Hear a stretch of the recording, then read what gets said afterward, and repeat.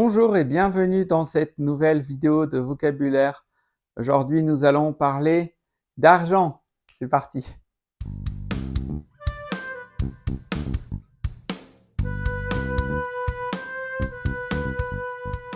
Je vous explique comment on va travailler. Toute cette vidéo est en français. Donc, d'abord, je vais vous lire un texte avec du vocabulaire sur l'argent. Ensuite, ensemble, on verra ce vocabulaire, on répétera ce vocabulaire. Même chose pour un deuxième texte. Donc deuxième texte plus vocabulaire et troisième texte plus vocabulaire. Donc il suffit d'écouter les textes et ensuite de répéter le vocabulaire après moi. On commence tout de suite, on y va. Et donc, je vais lire ce texte. Vous pouvez écouter et lire avec moi. Vous pouvez aussi télécharger ce texte en PDF dans la description de cette vidéo. Et ensuite, je vous explique tout le vocabulaire. J'ai pas un rond. En France, c'est un peu comme partout ailleurs. Certains roulent sur l'or, quand d'autres n'ont pas un rond. Il est vrai qu'en France, si vous avez un salaire confortable, vous risquez de payer des impôts assez lourds. Si vous n'avez rien, par contre, l'État vous aide généralement assez généreusement. Lorsque les gens sont complètement sur la paille, ils doivent alors se tourner vers des associations qui vont les aider à joindre les deux bouts. En général, ces associations proposent de la nourriture et des vêtements gratuits. Il y a aussi beaucoup de mendicité en France. Parfois, pour gagner 2 francs 3 sous, certains font la manche dans le métro. Explication du vocabulaire du texte numéro 1. Rouler sur l'or, en français, cela veut dire avoir beaucoup d'argent, être riche. On peut répéter ensemble cette expression, rouler sur l'or. Ne pas avoir un rond, ne pas avoir un rond, en français, cela veut dire ne pas avoir d'argent, c'est une expression familière. Être sur la paille, ça veut dire aussi que vous n'avez plus du tout d'argent. On peut répéter ces deux expressions. Ne pas avoir un rond. Être sur la paille. Joindre les deux bouts, cela signifie pouvoir terminer le mois, avoir encore de l'argent à la fin du mois. Je n'arrive pas à joindre les deux bouts, je n'ai pas d'argent à la fin du mois pour terminer le mois. Ensemble, joindre les deux bouts.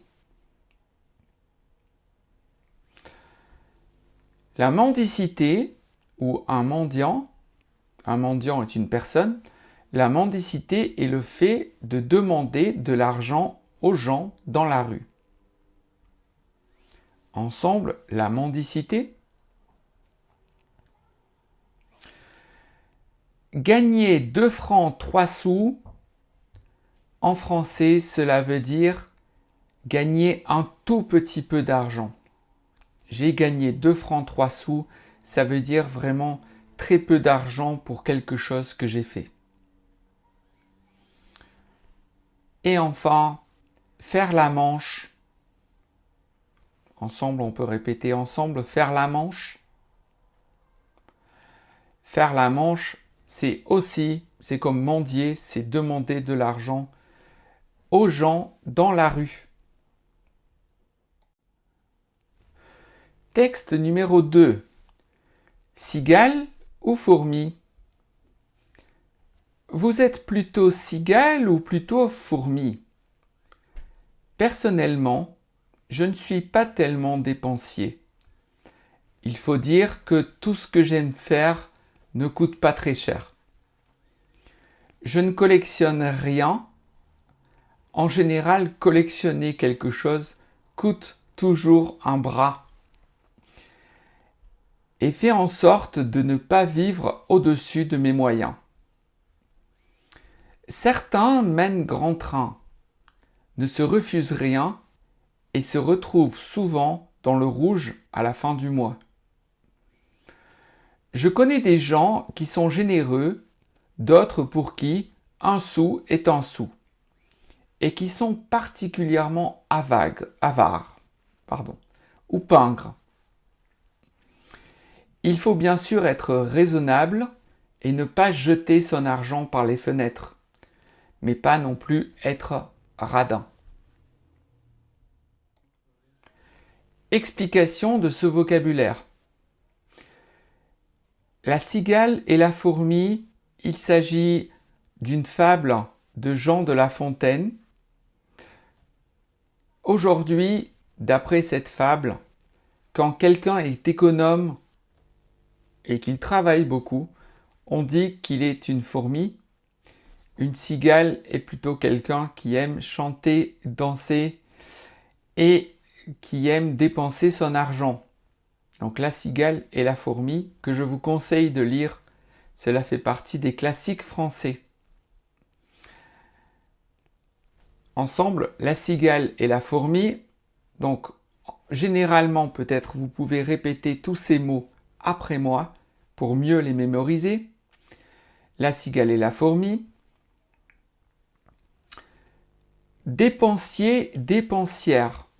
Une personne dépensière est une personne qui aime utiliser très rapidement son argent. Coûter un bras, ça me coûte un bras. Variante, ça me coûte un rein.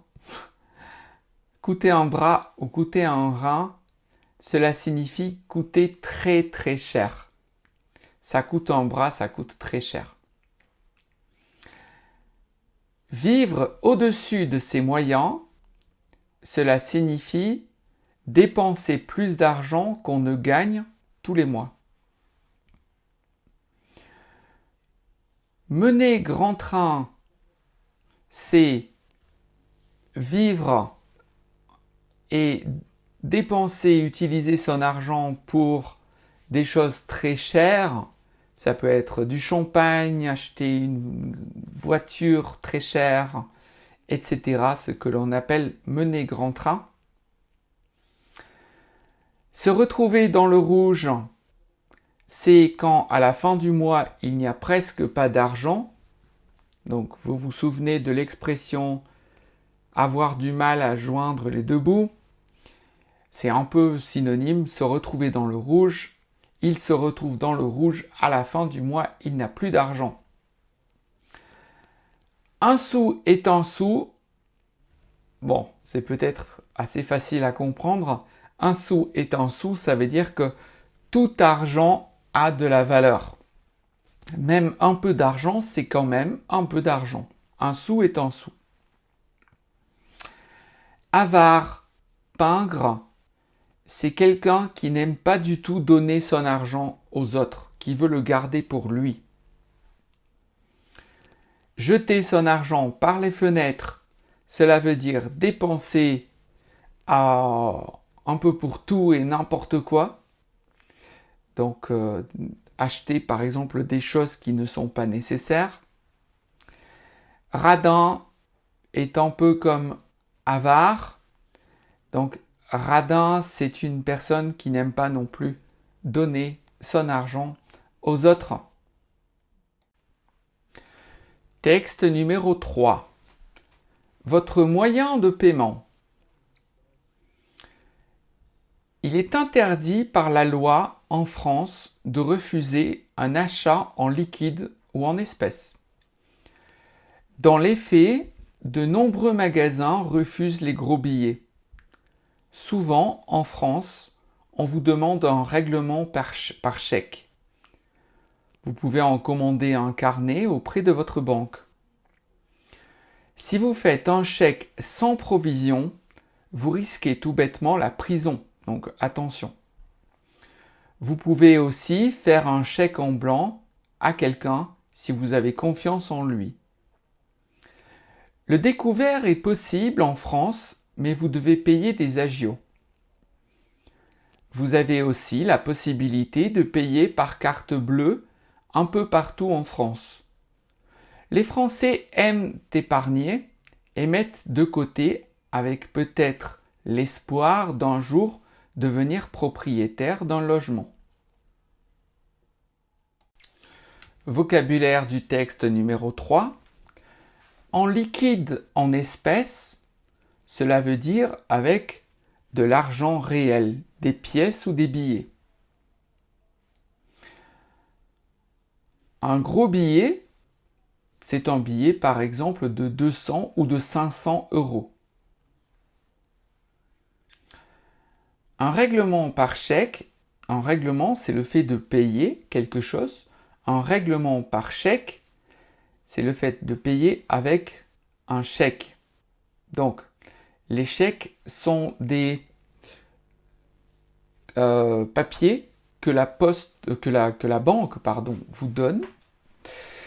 Et sur ce papier, vous écrivez votre nom, votre prénom, votre signature et l'argent que vous donnez à quelqu'un.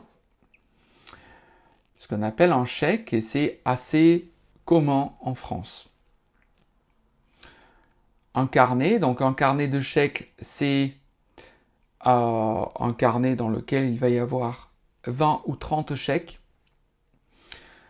Un chèque sans provision, c'est quand l'argent qui est indiqué sur votre chèque est refusé par la banque.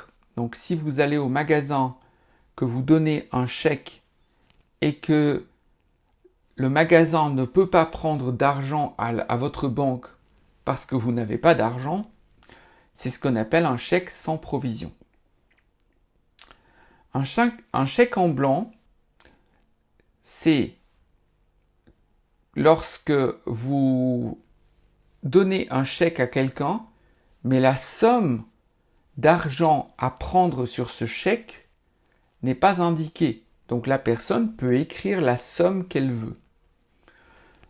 En général, on peut faire un chèque en blanc à sa femme ou quelqu'un de sa famille si on a confiance, mais il faut faire très attention.